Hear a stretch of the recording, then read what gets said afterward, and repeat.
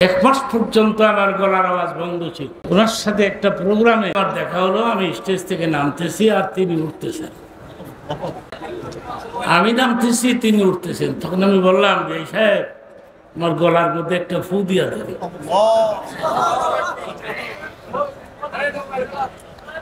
ওই ফুয়ের পর থেকে আস্তে আস্তে আমার সাউন্ডটা ক্লিয়ার হতে যাচ্ছে।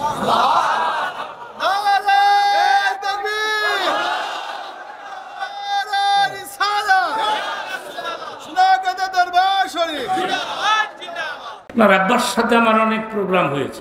ওনার আব্বা জান্নাতি মানুষ ছিল।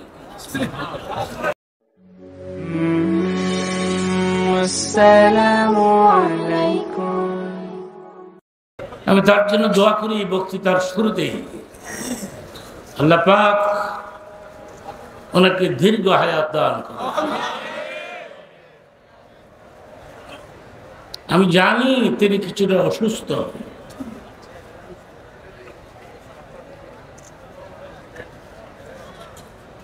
এবার অনেক লোকেরা আমাকে ফোন করেছে, হুজুর সোনাকান্দা যাবো, সোনাকান্দা যাবো। আমরা কোনো সময় যাই নাই, তো এবার যাব দেখতে। আলহামদুলিল্লাহ।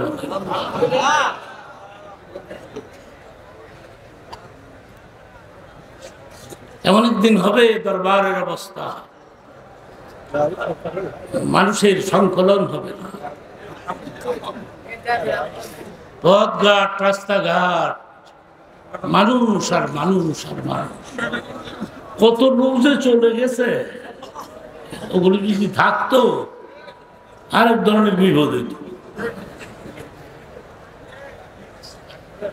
দোয়া নিয়ে চলে গেছে।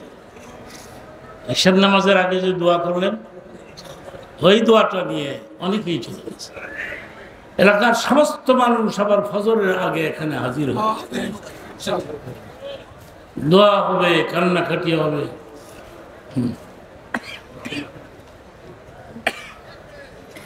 এক মাস পর্যন্ত আমার গলার আওয়াজ বন্ধ ছিল। ওনার সাথে একটা প্রোগ্রামে আমার দেখা হলো, আমি স্টেজ থেকে নামতেছি আর তিনি উঠতেছেন, আমি নামতেছি তিনি উঠতেছেন। তখন আমি বললাম যে সাহেব, আমার গলার মধ্যে একটা ফু দিয়া দেবে।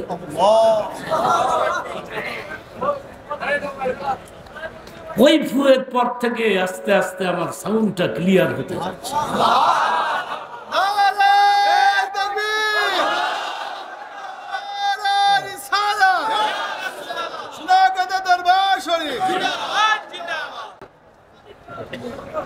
ওনার আব্বার সাথে আমার অনেক প্রোগ্রাম হয়েছে। ওনার আব্বা জান্নাতি মানুষ ছিল।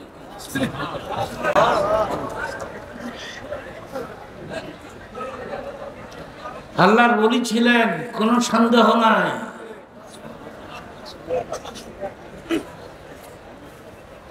আমি ওয়াজ বেশি করি আর কম করি, আমি তো উপস্থিত হইলাম, আমি তো আসলাম।